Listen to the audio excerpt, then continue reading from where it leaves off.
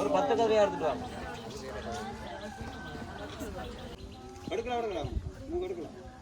ஸ்கூல்ல எடுக்கலாம், ஆடிட்டோரியம் எடுக்கலாம்.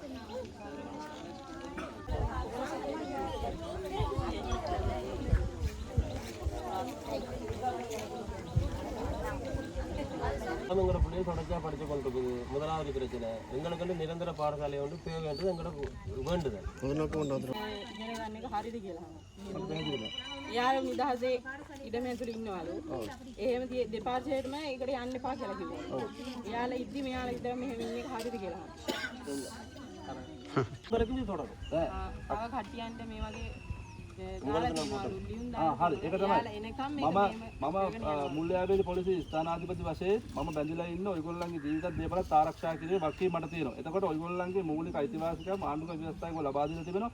ඒ මූලික අයිතිවාසිකම් වලට ආරක්ෂා කරන්න මම බැඳිලා ඉන්නවා. ඔයගොල්ලන්ගේ ඒකට තමයි මම මෙතන ලැබෙන්නේ. මේ කිසි කෙනෙක් ඇවිල්ලා ඔයාලට ඇවිල්ලා තාඩන පීඩනකාර නැමෙතෙන් ඔයගොල්ලන්ගේ අයිතිවාසිකම් කඩ කරන්නවත් ඔයගොල්ලෝ අත්අඩංගු ගන්න නෙමෙයි ආවේ. ඔයගොල්ලන් තමයි මේ සාමකාමී ඔයගොල්ලෝ ඉරියන් කරන්නේ. ඔයගොල්ලෝ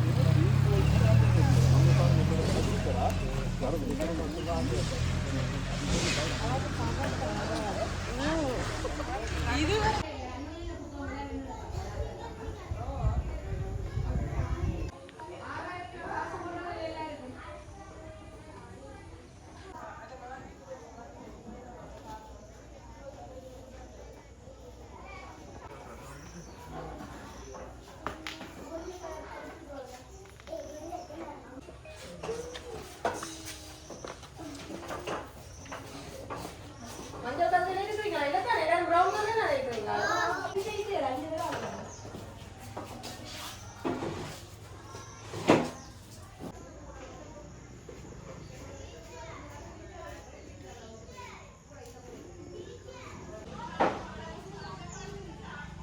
මේ කතා කරන කට්ටිය කවුරුත් නැහැ. කොහොම අයියා?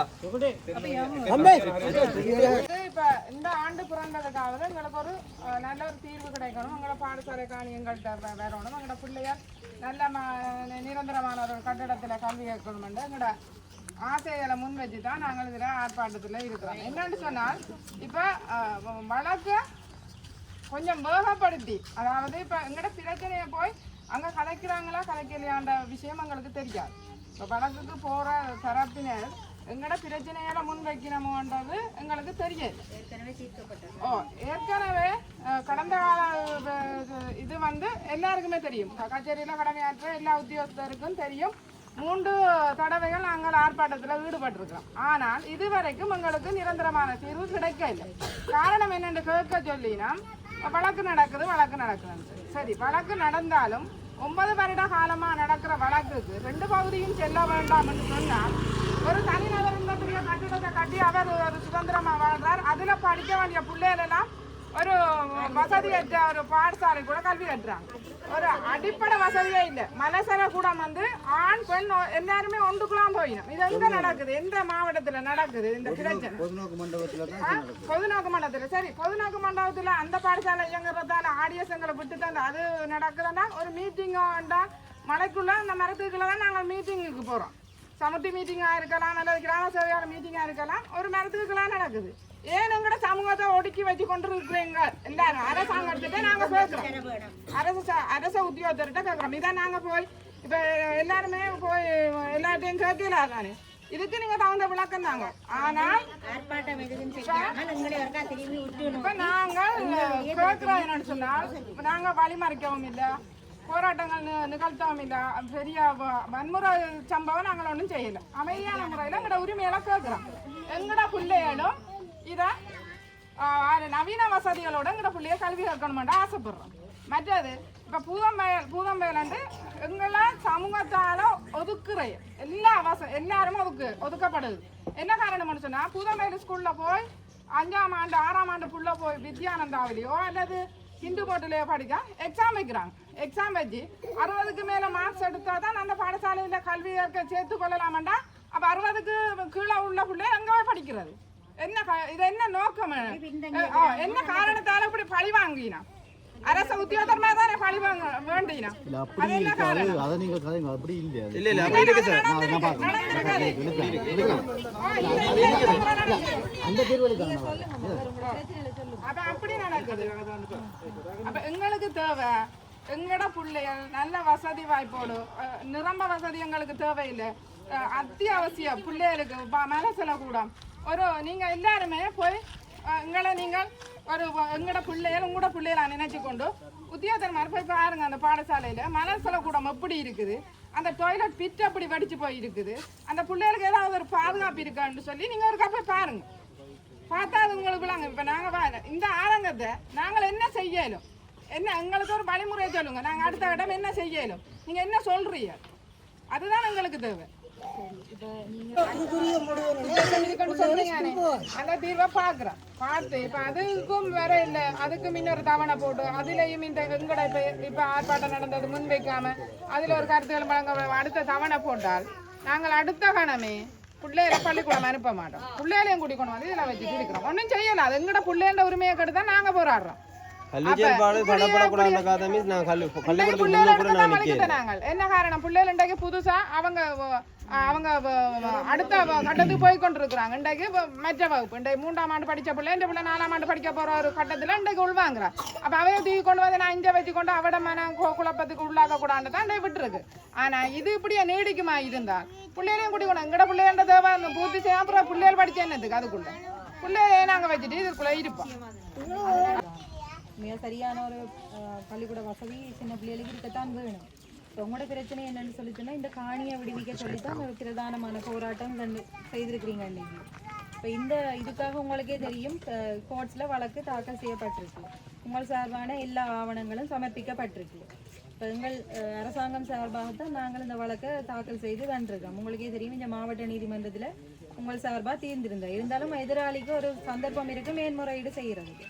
அவை மேன்முறையீடு செய்த அடிப்படையில் தான் இப்போ ஹைகோர்ட்டில் அந்த கேஸ் போய்கொண்டிருக்கு, மேல் நீதிமன்றத்தில் போய்கொண்டிருக்குது. இப்போ கடந்த வாரமும் எங்களோட உத்தியோகத்தை போய் அந்த கேஸ் எதுன்னு இருந்துச்சுன்னா இப்போ வார ஏப்ரல் 1ஆம் தேதிக்கு திருப்பி ஐயா நாங்கள் நீதிமன்றத்தின் நீங்கள் 2 மன்ற வழக்கு தான் இப்போ சொன்னீங்க. 3வது மன்ற வழக்கு தான் நடக்குது. என்ன சார் அப்படி 3ஆம் மன்ற வழக்கு? அப்போ 2ஆம் மன்ற வழக்கில் மிஸ் சாரி 2ஆம் மன்ற வழக்கில் மீண்டும் எங்களுக்கு இந்த பாடசாலைக்கான தீர்வு வழங்கப்பட்டிருந்தது. பாடத்திலே மாவட்ட நீதிமன்றம் முதல் தீர்ப்புன்ற பிரதி மட்டும் தான் எங்களுக்கு கிடைக்கப்படும். இருக்கிற இடத்துல இருக்கிற பிரச்சனைகளை சொல்றீங்க, அதையும் நாங்கள் என்னென்னு தீர்க்கலாம்னு சொல்லி உங்களோட வெளிய கல்வி திணைக்களத்தின் ஊடாக கதைச்சு நாங்கள் அதுக்குரிய நம்பிக்கை செய்கிறோம். அதாவது உங்களோட கையில் ஏதாவது கோரிக்கைகள் எது மகஜ தர இருந்தால் தாங்கும். அதில் உங்களால் சொல்லப்படுற குறைபாடுகளை நாங்கள் பார்த்து உங்களுக்கு நிவர்த்தி செய்து தாரோம். முதல் மன்ற தீர்ப்பில் வந்து இது அதில் வந்து எங்களை வழியாற்றினீங்க. முதலாவது மன்ற தீர்ப்புண்டு அதுக்கு அவர் மேன்முறை செய்யணும், எங்களை வழியாற்றினீங்க. அப்போ காணிக்கான ஆவணங்கள் இல்லை என்றதான் பிரதேசத்தின் பிரச்சனை. ஆவணம் இல்லாத ஒரு காணிக்குள்ள அவர் நிரந்தர கட்டணம் கட்டுறதுக்காக அதில் குடியிருக்கிறதுக்கான ரூல்ஸ் வழங்கி இருக்கிறீர்கள். ஒரு பிரச்சனை மன்னிக்கணும் மிஸ், நான் கேட்குறேன். நான் எனக்கு தெரிஞ்ச சட்டத்தை உங்கள்கிட்ட கேட்குறேன். எனக்கு தெளிவில்லாட்டி அதை தெளிவுபடுத்திட்டு போங்க மக்கள் முன்னிலையில். இப்போ அனுமதி பத்திரம் ஒன்று இல்லாத இதில் பில்டிங்ஸ் வச்சு நீங்கள் கொடுத்துருக்குறீங்க ஒன்று. அது அப்போ என்னென்ன கொடுப்பட்டது? அது அதில் அவர் நிரந்தரமாக குடியிருக்கிறதுக்கு நிரந்தர கட்டணம் ஒன்று அமைக்கிறதுக்கு என்னென்றது கொடுப்பட்டது? இதில் ஏற்கனவே தெரியுமே பழைய வரைபடத்திலேயே இருக்குது. எங்களோட இதுக்குள்ள நான் பழைய வரைபடத்தை செக் பண்ணி பார்த்துருக்கிறேன். ஏற்கனவே இதில் முன்னுக்கு ஏற்கனவே பொதுக்காணி இருக்கிற வரைபடத்தில் பார்த்துருந்தாங்க சார். அடுத்தது இதுக்குள்ள இருக்கிற பொதுக்காணின்னு காட்டியிருக்குது. பொதுக்காணி பொது கிணறுன்னு காட்டியிருக்கு. அப்போ பொது கிணறு அவர்கிட்ட சொந்த பாவனை தனிப்பாவனையில் தான் இருக்குது. முதல் இருந்த பாடசாலை கட்டணம் இடிக்கப்பட்டிருந்த யுத்தத்தின் முள்குடியிடத்தில் நாங்கள் வரைக்க அதில் அத்திவாரங்கள் பேசிக் பில்டிங் அது இருக்க திருப்பி அதை அழிக்க முற்பட்டவர் அதுக்கும் நாங்கள் திருப்பி வழக்கு போட்டுருந்தாங்க. பிரதேசியில் மூடாக தான் போட்டிருந்தாங்க. அப்போ உள்ளுக்கு அவரை வச்சுக்கொண்டு இப்போ நான் இந்த காணிக்குள்ள அவரை கட்டடம் உடைச்சாலும் நான் போகல. போனேன்டா சட்டத்தின்படி நான் பிள்ளையான அவரால். அப்போ கட்டடத்துக்குள்ள அதே வழக்கு நடக்கிற வளாகத்துக்குள்ள அவருக்கு சுதந்திரமான ஒரு இது கிடைச்சிருக்குது. அப்போ 62 பிள்ளைகளுக்கும் சுதந்திரம் மற்ற ஒரு கல்வி நிலை கிடைக்குது என்று சொன்னால் அடுத்து வர்ற காலப்பகுதியில் சமூகத்தில் நீங்கள் உற்று நோக்கி பார்த்து கொண்டீங்கன்னா என்னுடைய சமூகத்தில் ஆக கூடுதலான குற்றச்செயலில் ஈடுபடுறதுக்கான வாய்ப்பு இருக்குது. காரணம் ஒன்று, சரியான கல்வி நிலையில் பொழுதுபோக்கு மையம் இல்லை, நூலகங்கள் இல்லை, விளையாட்டு திடல்கள் இல்லை. ஒரு மனிதனை சரியான நிலைக்கு நான் கொண்டு போகணும்னு சொன்னால் சிறு வயதுலேருந்து நான் அந்த நிலைக்கு கொண்டு போய் விட்டால் தான் அடுத்த ஸ்டெப்புக்குள்ள அவன் போக போகிறான். அப்போ நான் உங்கள்கிட்ட கேட்குற கோரிக்கை என்னன்னு சொன்னார், என்னுடைய தனிப்பட்டதோ அல்ல இவருடைய தனிப்பட்ட அவருடைய என்று இல்லாமல் பொதுவாக எதிர்கால சந்ததியினருக்கான சரியான வழிநடத்தலுக்குரிய கல்வி நிலையை தான் கேட்குறோம்.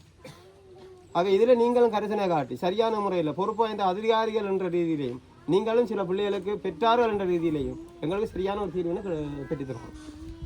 இந்த பிரச்சனை வந்து 9 வருடமா நடந்து கொண்டிருக்கிற பிரச்சனை. இதை புதுசா ஒன்றும் சொல்றதுக்கு ஒன்றும் இல்லை, எழுதி தரதுக்கும் இல்லை.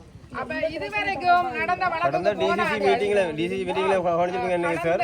போன மீட்டிங்ல டிசிசி மீட்டிங்லயும் வந்து மிஸ் இந்த கடந்த கால பிரச்சனை முன்வைக்க கல்வி பிரச்சனை வந்தோடனே தனி உறுப்பு பாடசாலை பிரச்சனை வந்து சார் கதைச்சவர், கல்வி திணைக்கள அவர் கதைச்சவர் கதைக்கும் போது உண்மையாகவே நாங்கள் அதில் திருப்பி எதிர்த்து கதைச்சிக்குள்ள நிலப்பாட்டில் இருக்கிறவன்னு சொன்னால் அவர் தனக்கு தெரிஞ்ச அளவுலான பிரச்சனையை தான் நாங்கள் முன் வச்சோம். ஆனால் இங்கே இருந்த இப்போ நாங்கள் உங்கள்கிட்ட முன்வைக்கிற இந்த பிரச்சனை அங்கே வரே இல்லை.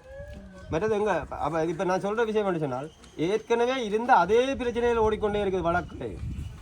இப்போ இனி இப்போ நாங்கள் சொல்கிற இந்த பிரச்சனை இப்போ நாங்கள் இதில் இவ்வளவுக்கு ஒரு நிகழ்வு ஏற்பாடு செய்து இப்படி ஒரு நிகழ்வு உங்களை இந்த இடத்துக்கு நான் கூப்பிட்டு உங்களுக்கு சிரமம் ஊட்டணும்ன்றது எங்களோட உள்நோக்க கருத்து இல்லை.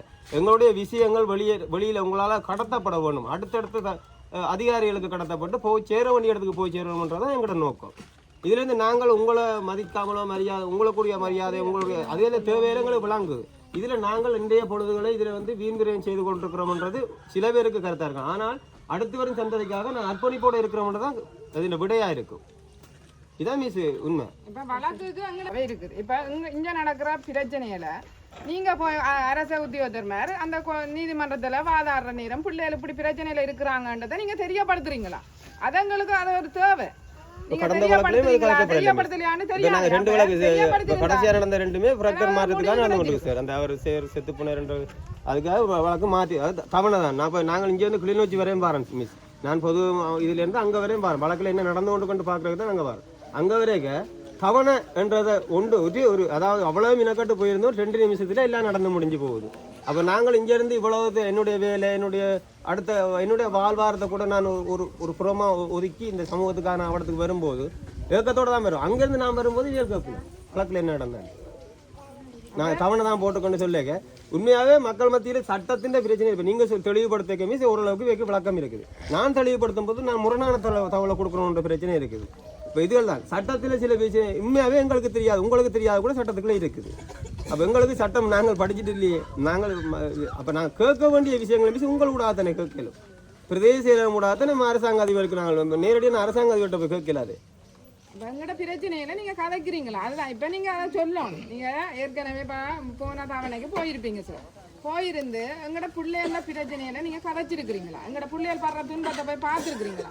சரிப்பா, அதை அரச உத்தியோகத்தர் மாதிரி வந்து உள்ள போய் நீங்க பாக்குறீங்களா? உள்ள போய் பாருங்க எங்கட பிள்ளைகள் மழைக்கு இந்த மழை காலத்துல பட்ட பாட போய் பாருங்க. நீங்க கூரை எல்லாம் ஆடியஸ் எவ்வளவு காலத்துக்கு அந்த கட்டிடத்தை வச்சு கொண்டு இருக்கும். சரி, ஆடியஸுக்கு ஒரு புனரமைப்பு வந்தாலும் இந்த பிள்ளைகளை நாங்க எங்க கொண்டு போறது?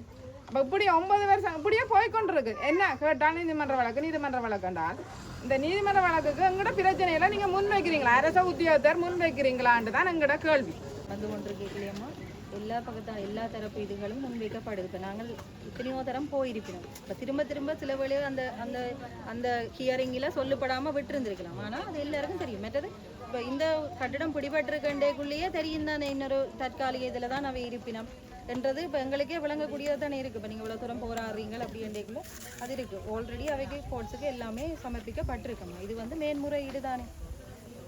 சரி, இப்போ அரசு சட்டத்தரணியாகல் தான் எங்கள் சார்பாக வாதிடுறது. இப்போ நாங்கள் நேரடியாக வாதிடுறதுக்கு நாங்கள் வயசு இல்லை. அப்போ எங்கள் சார்பாக வாதிடுறது அரசு சட்டத்தரணிகள் சட்டமாதிபர் திணைக்களத்தால் தண்டிகள். இப்போ அப்படி தான் இந்த கேஸுகள் போய்கொண்டிருக்கு. இப்போ உங்களால் சொல்லப்பட்ட விடயங்களை நாங்கள் அவங்களுக்கு தெரியப்படுத்துகிறோம். இப்போ இப்படி ஒரு நாள் நீங்கள் செய்திருந்த நீங்கள் உங்களோட கோரிக்கைகள் என்னது அதை கூடுதலாக ஒரு அழுத்தமாக நீதிமன்றத்தில் முன்வைக்க சொல்லி நாங்கள் சொல்கிறோம். நாங்கள் இதோட எதிர்காலத்தில் வர போகிறோம். இப்போ உங்களுக்கு இருக்கிற பிரச்சனைகளை நாங்கள் என்னென்னு பார்த்து அதை என்ன மாதிரி தீர்க்கலாம்னு விளையத்துக்கூடாக நாங்கள் செய்கிறோம். அதையும் பார்க்கணும்.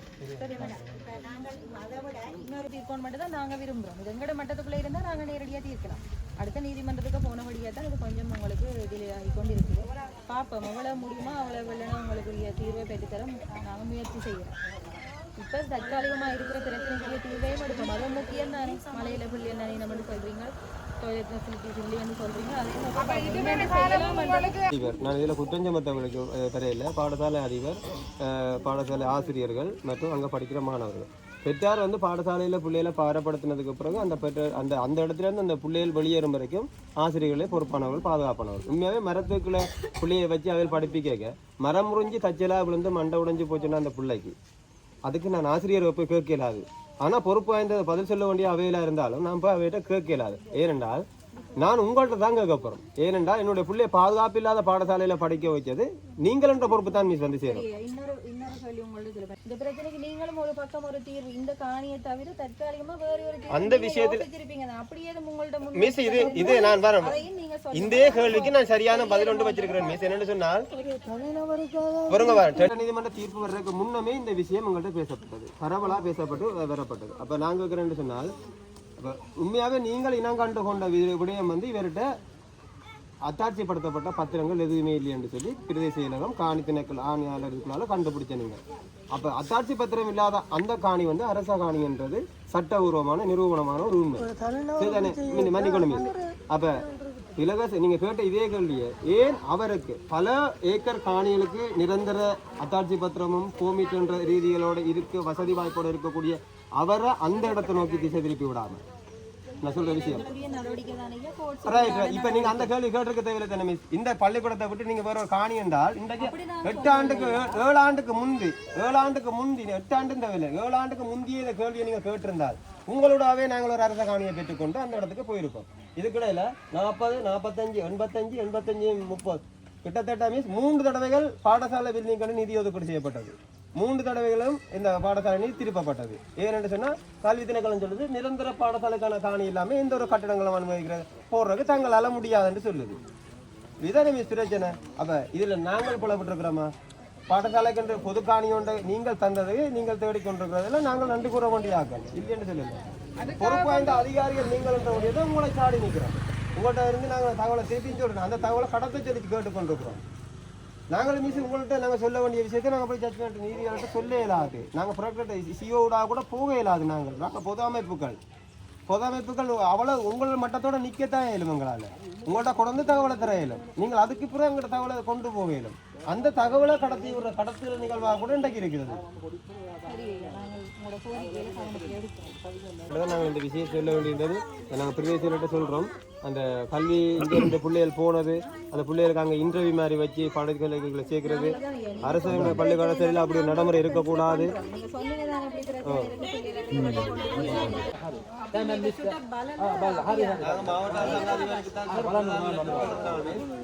மாவட்ட சங்கம் அதை நான் கொண்டு போய் அவர்கிட்ட கொடுக்குறோம். கல்வி சங்கத்தும் தடுக்கப்படுதுன்னா அது அவங்களுடைய உரிமை. அப்படி ஏதாவது இருந்தால் நீங்கள் தெரியப்படுத்துமோ நாங்கள் அதை அதுக்குரிய போன பிள்ளைகளை திருப்பி அனுப்பியிருக்கிறோம். ஒரு தனிநபர் ஆட்சி செய்து கொண்டிருக்கிறார். அப்ப உங்களோட அரச உத்தியோகத்தர் மாதிரி கதை வச்சு செவிக்கு வரல தான் அங்கேயும் ஏற்றுக்கொள்ளாத விஷயம் தான் இப்ப எங்களுக்கு வெளிப்படுது. இப்ப நீங்க உத்தியோகத்தர்மார் சொல்லியிருப்பீங்க இப்ப 9 வருடமா நடந்த பிரச்சனையை நீங்க சொல்லாம இருக்க மாட்டீங்க. அப்ப உங்களுக்கு அப்படி ஒரு நிலைமை நடக்குதுண்டா எங்கட நிலைமையை நீங்க ஒரு கஜ வச்சு பாருங்க. அப்ப நாங்க போய் யார்கிட்ட கதைக்கிறது?